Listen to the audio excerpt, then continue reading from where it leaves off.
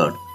ప్రభునందు ప్రియమైనటువంటి దేవుని పిల్లలకు ప్రభు అయిన యేసుక్రీస్తు వారి నామములో వందనాలు, శుభాలు మీకు తెలియపరుస్తూ ఉన్నామండి. పిల్లల గడిచిన దినమంతా కూడా ప్రభు తన కృపా వాత్సల్యంలో భద్రపరుచుకుని క్షేమమును, ఆరోగ్యమును, ఆయుష్ను అనుగ్రహించి మరి నూతన దినాన్ని ప్రభు మనకు అనుగ్రహించారండి. ఈ 2026వ సంవత్సరము 2వ నెల 16వ దినాన్ని ప్రభు మనకు అనుగ్రహించి మరి ఈరోజు దేవుని వాక్యము, నా పాపమును బట్టి నా ఎముకలలో స్వస్థత లేదు.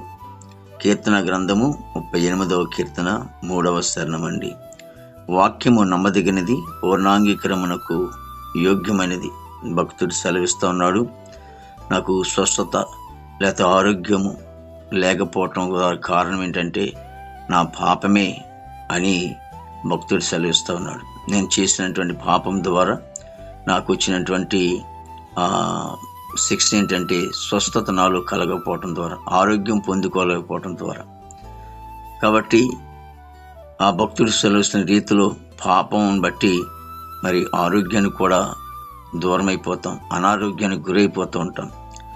కానీ మనం ఆరోగ్యం పొందుకోవాలంటే, మరి మనము ఆరోగ్యం పొందుకుని మనం సంతోషంగా జీవించాలంటే కానీ దేవుని మాట కూడా మనం వినాలి, దేవుని మాటకు కూడా మనం లోబడాలి. కొంతమంది దేవుని ఆజ్ఞను అతిక్రమించడం ద్వారా పాపం కూడా కలుగుతుంది వాళ్ళకి. దేవుని ఆజ్ఞను వాళ్ళు అతిక్రమించడం ద్వారా వారి జీవితాల్లో అనేకమంది నష్టాలు తెచ్చుకునేటువంటి సందర్భాలు ఉంటూ ఉంటాయి. కాబట్టి ఎప్పుడైతే దేవుని మాటకు లోబడుతూ ఉంటామో, దేవుని ఆజ్ఞకు మనం లోబడుతూ ఉంటామో, దేవుని ఆజ్ఞను త్రోసివేయకుండా మనం అనుసరిస్తూ ఉంటామో, దేవుని సన్నిధిలో మరి ఆశీర్వాదకరంగా ప్రభు మనం ఉంచుతాడు. మనకున్నటువంటి స్వస్థతను బట్టి మనం ఎప్పుడైతే ప్రార్థన చేసుకుంటామో దేవుడు గొప్ప ఆశీర్వాదకరంగా ఉంచుతాడు. ఎందుకంటే దేవుడు ఆయన క్షమించే దేవుడు. మనం ఎప్పుడైతే ఆయన పాదాల దగ్గర ఉంటామో మనల్ని క్షమిస్తాడు, మన పాపాలను క్షమించి మనకి ఆరోగ్యం ఇస్తాడు, స్వస్థతను అనుగ్రహిస్తూ ఉంటాడు. అంతేకాకుండా దేవాది దేవుడు ఎప్పుడైతే ఆయన పాదాల దగ్గర ఉంటామో ఆయన కనికరమ గలగ దేవుడు గనక ఆయన దగ్గర మనం కనికరం పొందుకొని మరి స్వస్థతను పొందుకుని ఆరోగ్యవంతులుగా ఉంటాం. అందుచేత పాపం వల్ల వచ్చే జీతం మరణమని కూడా ఉంటుంది. కాబట్టి ఆరోగ్యం పొందుకోవాలంటే, ఆరోగ్యం కావాలంటే, సంతోషం కావాలంటే పాపాన్ని విడిచిపెట్టండి, యేసే మాటను వినండి, యేసే ఆజ్ఞను గనుకొని ఆయన మార్గంలో నడవండి. మహాపరిశుద్ధుడు, ప్రేమగల తండ్రి, కృపల యేసునికి స్తోత్రాలు స్తుతులు చెల్లిస్తున్నాం ప్రభు. గొప్ప దేవుడా, ఆశ్చర్యగడానికి వందనాలనైనా, జీవాధిపతిన తండ్రి నీకే స్తోత్రాలు చెల్లిస్తున్నాం ప్రభు. నాయన ప్రతి కుటుంబాన్ని కూడా మీరు ఆశించి దీవించండి, భారతదేశాన్ని మీరు ఆశించి దీవించిన ఆయన నాయకులు, అధికారులు అందరూ కూడా మంచి ఆరోగ్యాలతో నింపండి. దేవానికి స్తోత్రాలు చెల్లిస్తున్నాం ప్రభు.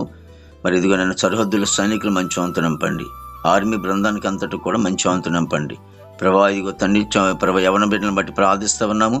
చక్కటి ప్రవర్తన ఆరోగ్యాలు ఇవ్వండి, చెడు వ్యసనం నుంచి దూరపరచండి అయినా ప్రభా. నీతి మార్గంలో వాళ్ళు నడిపించుకోండి. పనికిళ్ళే బిడ్డలు కూడా మంచి వంతు నింపండి, ఉద్యోగస్తులకు కూడా మంచి ఆరోగ్యాలతో నింపండి. వారు చేస్తున్నటువంటి ఉద్యోగం మీ హస్తం తోడుగా ఉంచండి, రాకపోకలు మీ హస్తం ప్రభా మీ కనికరం దయచేయండి. ఇదిగో నన్ను ప్రభు చదువుకునే బిడ్డలు కూడా అయ్యా మంచి ఆరోగ్యత నింపండి. పరీక్షలు రాస్తూ ఉన్నారు కొంతమంది, చక్కగా ప్రభా విజయం పొందుకోవటానికి తగిన జ్ఞానము, ఆలోచన, ఆరోగ్యం వాళ్ళకి దయచేయండి. దేవా ఇదిగో తండ్రి, మా దేశ పాడి పంటను మీరు ఆశించి దీవించను. దేవానికి స్తోత్రాలు ప్రభా. మరి హాస్పిటల్ రూమ్ స్వస్థపరచండి, జైలు ఉన్న బిడ్డలు విడుదల చేయండి, కోర్టు గొడవలు, కేసు గొడవలను కూడా కొట్టివేసి ప్రభా వివాహం లేని బిడ్డకి వివాహం దయచేయండి, గర్భఫలం లేని గర్భిణీ శిశువుకు డెలివరీ దయచేయండి, తల్లి బిడ్డకి క్షేమం దయచేయండి తండ్రి. ఈ దినమంతా కూడా విశేషమైన కృపతో నింపి నీ నామానికి మాత్రం మహిమ తెచ్చుకొని యేసుక్రీస్తు వారి నామములో అడుగుచున్నాం తండ్రి. ఆమేన్, ఆమేన్.